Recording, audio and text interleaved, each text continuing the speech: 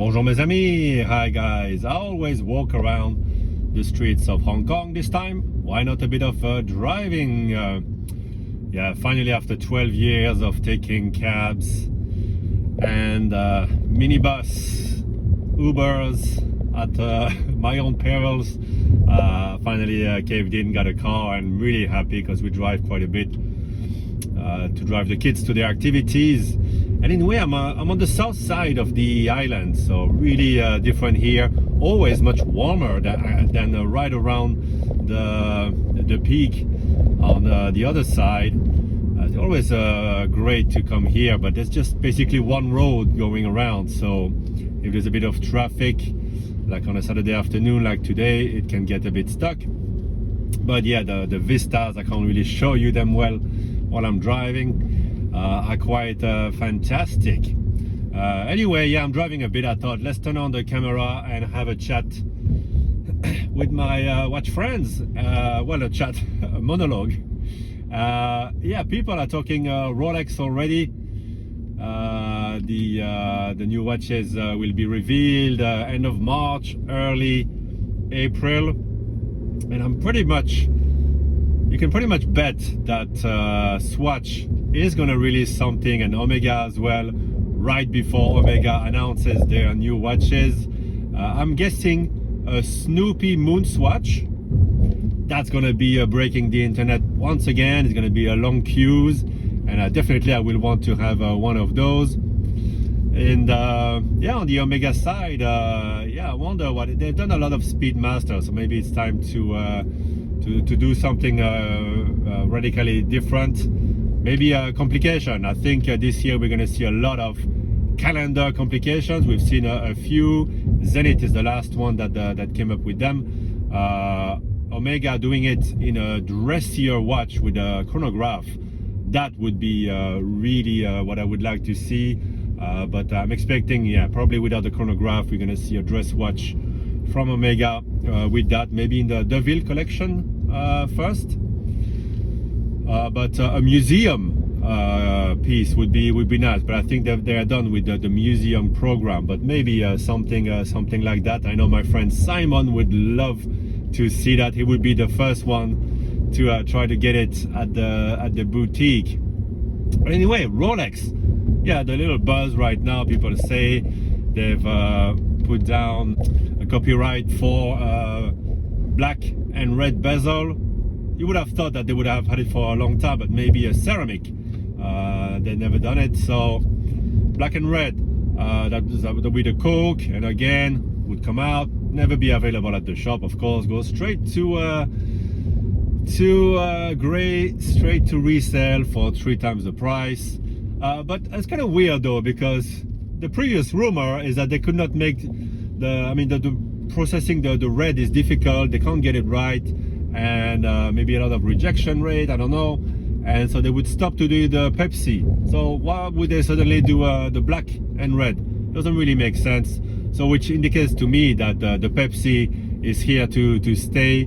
But hopefully if they do another color, it will alleviate a little bit the second-hand prices for the Pepsi and the other ones. To me, the one to buy is definitely the green and black left-handed, because if they stop that, that will be definitely a future or an immediate collectible. Who knows, they might expand the range of the lefties. I don't know if there's such a huge demand for them. I think even the lefty guys are happy to wear the righty watches. It does look a bit weird. It does probably require special tooling, but yeah, there's none at the shop, so it must be selling well, although everything pretty much goes straight to resale. Sometimes you might think, well, these watches must be terrible if nobody wants to keep a Daytona. People love money more than they love watches, that's for sure. And while the other brands which had benefited from the high demand from Rolex are seeing their prices coming off, and I think we're gonna see already a lot more discounts coming back. Will be interesting to see if the brands that went full boutique, like Jaeger-LeCoultre and the other brands from Richemont will have to cave in, and after increasing their prices quite high, we will have to give discounts just so they don't have to reduce the retail. But yeah, I'm pretty much over the GMT thing, and overall the Rolex thing. I think I have enough Rolex. After all the sports models with a bezel, it's pretty much the same thing. Nobody knows how to use the GMT unless you have the GMT chart. I mean, you don't really know how many hours away this or that place is. I think they just look cool, and people buy them because they look cool more than for the function. So I think, to me, the diver is the better function, and overall I find the world timer a better function than the GMT. And so brings us to the Sky Dweller. Probably they're going to reduce a bit the width of the range of the Sky Dwellers. Maybe just keep the precious metals to force people to buy it in precious metals, and make it worth it to keep on producing it. I'm not too sure. I would expect eventually this year we're going to see some two-tones. But anyway, what else from Rolex? Of course, the 1000 Gauss. Every year we want it. We've announced it. I think that's the one that's the most exciting watch from their range, because they can go anywhere, and now that they have better materials to ensure anti-magnetic properties, they've realized, and they've that by changing some things on the escapement, that they can go to 40,000 Gauss. We had mentioned it in a previous video, or maybe on Instagram post. Check out Captain Danny's vlog, the Coron.et. He has an article about it, and so they've put down another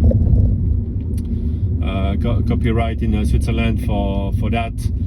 They can go up to 40,000 Gauss. So maybe a 1000 Gauss 40, something like that, a 40 1000 Gauss.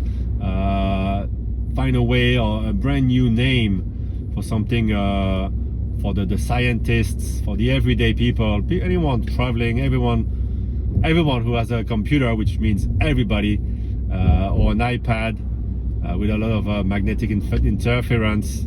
But to be honest, they can roll that out to their whole range of watches, of course. Yeah, it would be cool to see the new 1000 Gauss. What we definitely think we're going to see is another patent. That's the word I was looking for. Oh shit, I just crossed the red. Oops, I hope there's no camera there. What happens when you talk on a video? Yeah, the other patent that they have filed, and with pictures, is for the outside of a crown that would unlock when you turn it, the pushers for a chronograph, and they have filed it with the pictures of Yachtmaster 2. So good chance to see a new innovation, an exciting innovation in the Yachtmaster 2 range at first, maybe one day with the Daytona. So I think Yachtmaster 2 with this new technology is a good chance to see it in production, if not this year, in the coming 2 years. Honestly, is there any rush? No, because no matter what they come up with, nothing is ever available, even if it's a white gold or yellow gold Yachtmaster 2. Seems everybody, I mean, it seems dealers are willing to take it straight from the ADs, or the ADs are always selling straight to them, or themselves to their own resale channels.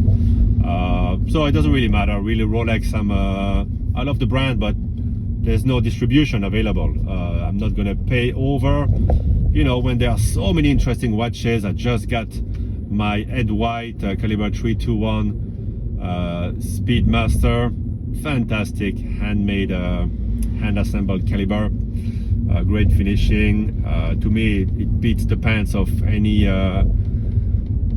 Daytona. I like the revamp, by the way, of the Daytona, the new look, especially in the two tones.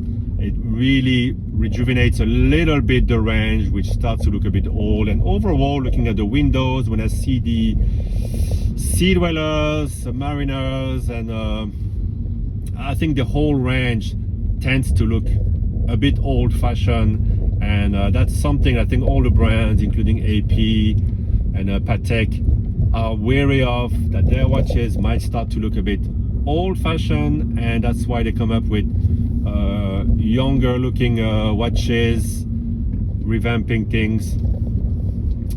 So maybe Rolex, it's time as well to and that's why they do the funny dial, the funky dials. They want to stay relevant, and there's still big demand for their classic watches, but I think they're touching a bit on different things to stay relevant. But that's not the classic Rolex, is to stay classic and not run after any trend. Hopefully, I think the current CEO has ruffled a few feathers by trying to impose a few things, run after a few trends. I think the Le Mans is definitely his idea, and definitely not what Rolex designers would have done. To me, it's closer to what Zenith and Tudor would do. But of course, by the way, since nobody's going to watch this video anyway, down to here, I can tell you a little gossip from Hong Kong. Is one of the VIPs of Hong Kong, ex-politician, ex-minister here. Not only he got a Le Mans from one of the authorized dealers from Central in Hong Kong in the Landmark. There's only one, so you can figure out which one it is. Not only he got a Le Mans, but he got two of them. Not only he got two of them, but he got them at his usual 20% discount, and he was boasting about it. And that's the whole game in Hong Kong. 80s want to be close to VIPs, and VIPs want to tell their friends what they managed to get and the discounts they get. So I distance myself from this. Well, what you're gonna do? You can't win anyway. Everybody's always gonna have a nicer Rolex than you here. I'm happy with the ones I have. Luckily, I got some really great watches, and it's the watch that I pick up when the weather gets very humid. Like right now, we had 100% weather humidity on Thursday. Insane. I mean, it's so humid that it almost feels like it's raining. A bit better today, and again it's getting a little bit cooler, but yeah, it was again 25-29 degrees over Chinese New Year. Easter is coming soon. I hope to take a couple of weeks off with the kids, maybe Phuket, maybe Da Nang. Vietnam is great. Vietnam is the market to watch. If they could open up a bit more for foreign ownership of shares in the companies, the market could do a lot better. But they're being careful. But it's a wonderful country, nice food, and it's affordable to travel there, and they're getting amazing hotels. Watch out for Vietnam, it's a great place. So now we are on a Queen's Road, passing Admiralty and Pacific Place on the left. I will widen the view so you can see on the right side soon brand new towers, and the whole talk of the town is who is gonna actually rent space in there when some of the landmark real estate right here on the right, brand new futuristic looking tower, the Henderson, and there's two towers, another one behind it, just finishing construction. Who's gonna rent those when landmark office towers are half empty?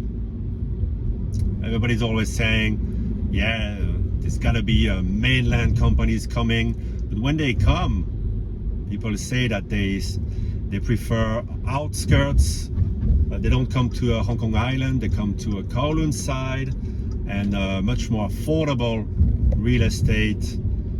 and also housing, of course, for the employees. So interesting to see how things are developing here, and of course,